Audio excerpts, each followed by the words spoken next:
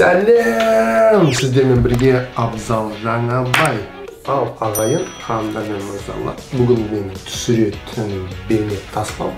Ол жаңадан шыққан iPhone 12 Pro Max алтын түсті бейнеде мен сіздерге бүгін ашып көрсетемін.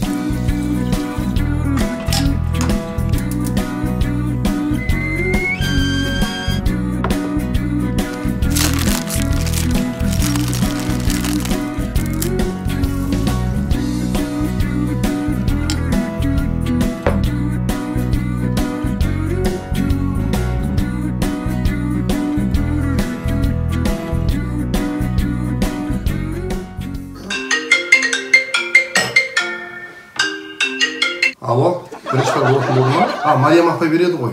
Все, қазір шықты мен онда. Бұлардың бағасы негізінде $1100 басталады. Ең төменгі гигабайт 128, ал менің алып отқаным 256. Иә, 256 гигабайт. Бағасы 1200. Плюс оған салықты қосатын болсақ, сонымен $1300 айналады бағасы.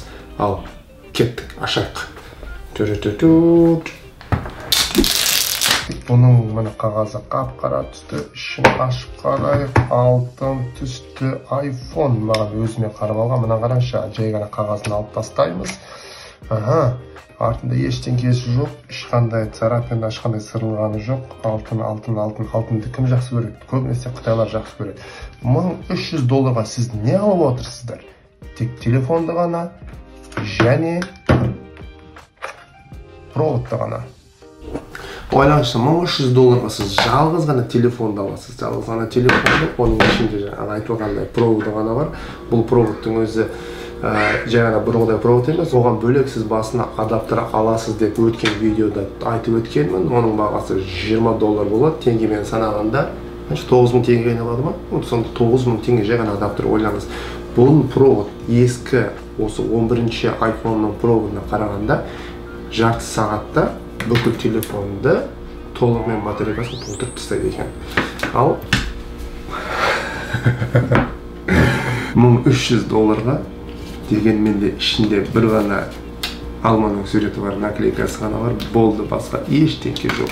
Және қосымша мынандай ғана скрепкасы істеуін келеді. iPhone 10 мен 11-ді салыстырсаңыздар, 11 деп тұрмай, құдайым-ай, 12 Pro Max қараңызшы қасында қандай. Кішкентай ғана балапан сияқты көлемі. Дегенмен мына телефонның алдыңғы дисплейі өте мықты шырындан жасалынған.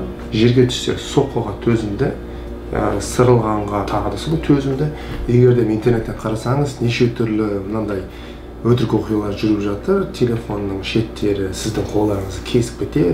Бұл телефонмен алма тазалап жатыр деген сияқты. Негізінде сіз кесетін болса, Қытайдан алынған iPhone болса, подделка дейді, копия. Онда ондай болуы мүмкін. Ал дегенімен де оригиналда ондай ештеңке жоқ. Сіз бір күн, екі күн, бір апта алақаныңызды былай уқаласаңыз да ештеңке болмайды. Бұл менің өзіме арнап алған екінші телефоным. Негізінде мен бұндай дәу телефондарға фанат емеспін. Не үшін алдыңыз дейсіздер ғой? Видеоның соңында мен сіздерге толық айтып кетемін. Не үшін мен бұл телефонды өзіме алғаныма. Ал қазір басқада параметрына көз жүгірейік. Ал бұл iPhone өзінің дәуіріндегі ең дәу iPhone болып саналады. Осы алатын болсақ 11 Pro Max-тан да бұл iPhone үлкен 11 Pro Max-тың диагоналі, дисплейн диагоналі 6.5 болса, ал мынаның диагоналі 6.7. Бұдан үлкен диагональ болған емес iPhone-да. Ал егер батарейка жағына келетін болса, сіз егер тоқтамай видео көретін болсаңыз, 20 сағатқа жетеді деді батарейкасы. Сіз егер стрим жасайтын болсаңыз, жаңағыдай лайв стримде болатын болсаңыз, 12 сағатқа жетеді. Ал сіз тоқтамай музыка тыңдайтын болсаңыз, 80 сағатқа жетеді. Бұндай керемет басқа телефондарда бар ма жоқ, ол жағын сіздерге айта алмаймын. Өзім тек қана iPhone ұстаймын, басқа телефондарды ұстап көргем. Android маған мүлдем ұнамайды, iPhone тек қана iPhone ұнамайды. Ал бұл iPhone негізінде мына видеоблогерларға өте қолайлы істелінген. Не дейсіз ғой?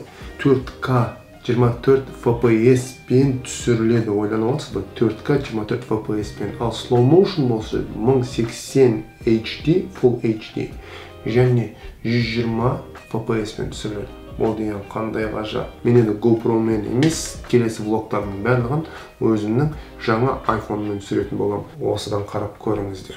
Мына телефонның маған артқы жағы өте ұнап тұр. Такой матовый сияқты, матовый вариант сияқты істелінген. Қолға қолайлы, ыңғайлы ұстаған. Мен өзім айтып өттім ғой, үлкен телефондардың фанат емеспін, бірақ соңында айтамын деп. Мен сіздерге қазір айтамын, неліктен бұл телефонды мен өзіме алғаным. Ал егер сіз бұның динамигін тыңдайтын болсаңыз, ең мықты динамик осы iPhone-да, және сізге қосымша спикерфонның керегі жоқ деген сондай қалжыңдар өтіп жатыр интернет желісінде. Ал ағайын, мен не үшін алдым бұл телефонды? Мен интернетте көп жұмыстар жасаймын. Біріншіден, ол дегеніңіз, мына Stock Change деп отырамын. Wall Street дейді ғой. Walk is Wall Street деген киноны көрген шығарсыздар ғой. Сонда акциялармен ойнаймын.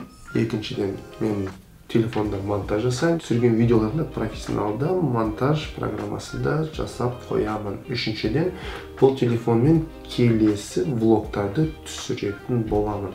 Сол себепті мен осы телефонды таңдауыма тура келді. Ал ағайын, сіздер өздеріңіз қандай телефонмен қолданасыздар, қандай платформаны ұнатасыздар, соны жазып кетсеңіздер. Менде ең бірінші болған смартфон ол iPhone 5 болған. Мен оның дизайнына қарап ұнатқан едім. Одан бері мен тек қана iPhone ұстап келе жатырмын. Ал өзіме деп арнаған кейінгі екінші алып отқан өмірімдегі телефон смартфон iPhone 12 Pro Max. Одан кейін оның алдында болған мына телефондар қалған құтқан, әйелімнен қалған құтқан телефондар ғой. Сол бізге жетеді деп жүрміз. Ал бауырлар, жеңгелер, көкелер, ағалар, інілер, қарындастар, сіздерге қандай тақырыпта мен видео түсірейін, сол жайлы сіз жазып кетіңіздер комментарийда. Мен ең жаңадан бастап техобзор түсіретін блогермін. Енді тәжірибемді ары қарай дамытып деген сияқты не ұнайды, соны жазып өтіңіздер. Мен сіздерге соның осы Нью-Йорк қаласынан, тікелей Америка құрама штатынан сіздерге жария етемін. Менің атым Абзал Жаңабай. Маған жазылып қойыңыздар. Менің инстаграмыны астында көрсетілген. Инстаграмға жазылыңыздар. Менің инстаграмда ылғи да күнделікті Америкада не болып жатыр, күнделікті өзімнің өмірім жайлы, жасап жатқан тірлігім жайлы сторисқа түсіріп, көрсетіп, жария етіп жүрмін. Ал келесі видеода қош көріскенше сау саламатты болыңыздар.